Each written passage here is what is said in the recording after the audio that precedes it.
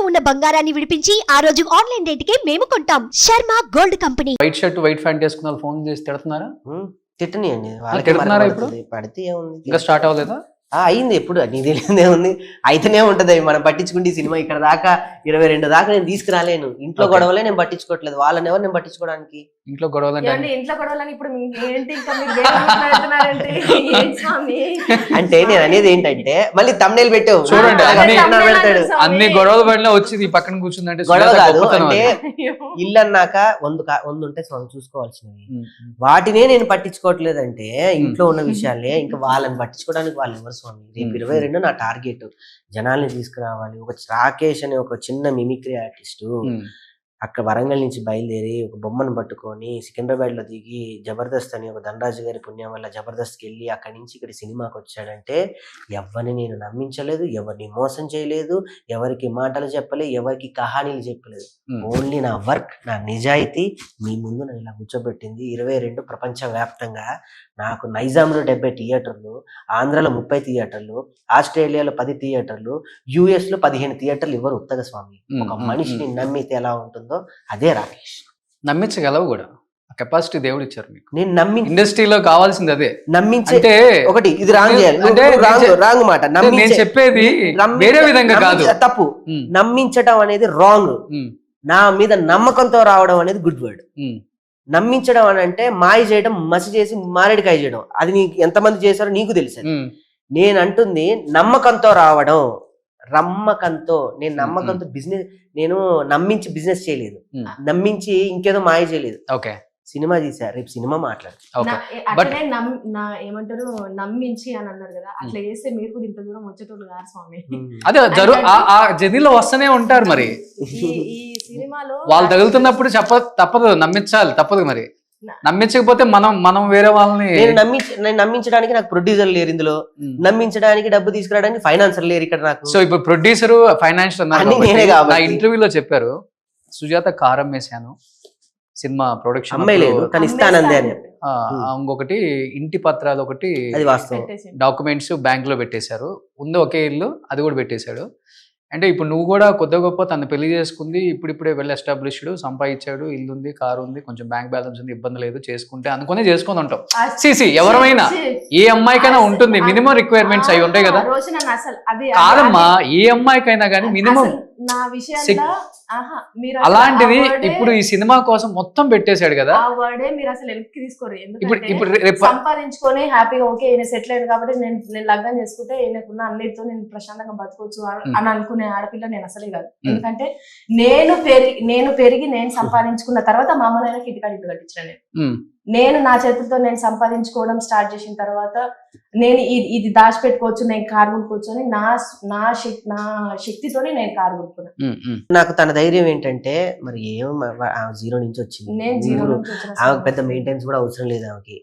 నేనే maintenance zero అంటే మీకు తెలుసు స్వామి.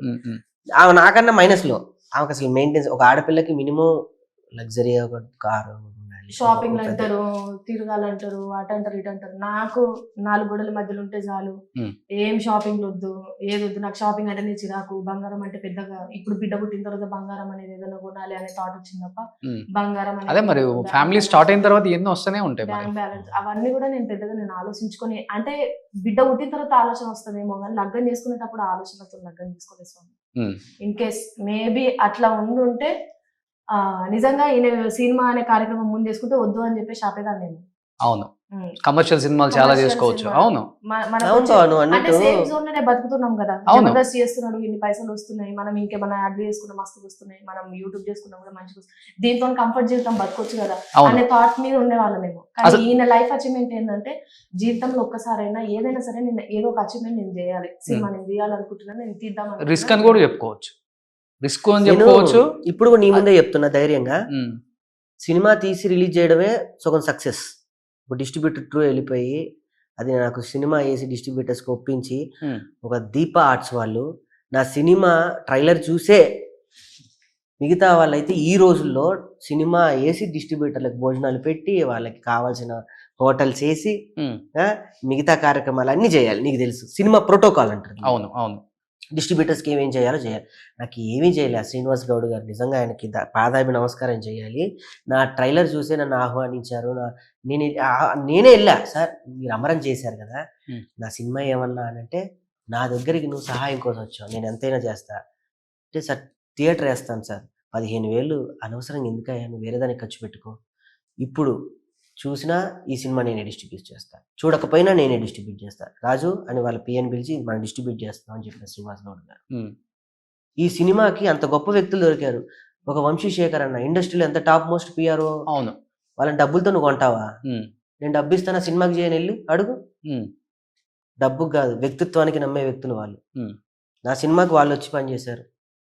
ఒక హ్యాష్ ట్యాగ్ వాళ్ళు కానివ్వండి, ట్రెండ్లో రేపు చేపట్టే ఈవెంట్స్ కానీ, ఆదిత్య మ్యూజిక్ కానీ, ప్రతి ఒక్కళ్ళు ప్రేమగా వచ్చి చేసిన వాళ్ళే తప్ప ఎన్నో సినిమాలు స్వామి నీకు తెలియదు ఏముంటుంది, అంగరంగ వైభవంగా ఓపెన్ అయితే 10 రోజుల తర్వాత డైరెక్టర్ మారుతాడు, మ్యూజిక్ డైరెక్టర్ మారుతాడు, సినిమా కథ మారుద్ది, ఒకరికొకరికి సెట్ అవ్వదు, అది ఇంకొక సంవత్సరం అవుద్ది, ఆఫీస్ అట్లానే ఉంటుంది, ఆ తర్వాత 2 సంవత్సరం నీ ఎన్ని చూసాం. కానీ ఈ సినిమా నేను అనుకున్నప్పటి నుంచి నీ ముందు వచ్చేంత వరకు ఎక్కడా ఆగలేదు. సో బలగం తర్వాత ఈ సినిమా గురించే ఎక్కువ తెలంగాణ మాట్లాడుకుంటారు అనుకుంటా. నేను నీకు గర్వంగా చెప్తున్నాను స్వామి, దీనికి నేను అవార్డు తీసుకొస్తున్నా. ఈ సినిమాకి నేను మినిమం 3 అవార్డులు నేను తీసుకొస్తా, మినిమం 3 అవార్డులు నేను తీసుకొస్తా. నేషనల్ ఫిల్మ్ ఫేర్ ఇవి కాదు, వేరే ఉంటాయి. అవార్డులు అంటే మనకి కనిపించేవి, మన పరిజ్ఞానం, మనం అక్కడే ఉండిపోయాం. అవార్డులు అంటే ఇవే, కనిపించని అవార్డులు, ప్రపంచాన్ని గుర్తించిన అవార్డులు కొన్ని ఉంటాయి మనకి. రేపు నా సినిమాని నేను డిసెంబర్లో ఆస్ట్రేలియన్ ఫిలిం ఫెస్టివల్స్ లో, పొలిటికల్ ఫిలిం ఫెస్టివల్స్ కేటగిరీస్ ఉంటాయి కొన్ని, కొంతమందిని మనం ప్రేరేపించగలిగాము. ఒక కుర్రవాడు ఒక సమాజాన్ని మేల్కొల్పాడు, ఒక కుర్రవాడు ఒక ఊరిని చేసిన సహాయం ఏంటి అనేది, వీటన్నిటిని ఒక రకమైనటువంటి ప్రింట్ లో వస్తాయి ఈ సినిమాలన్నింటినీ.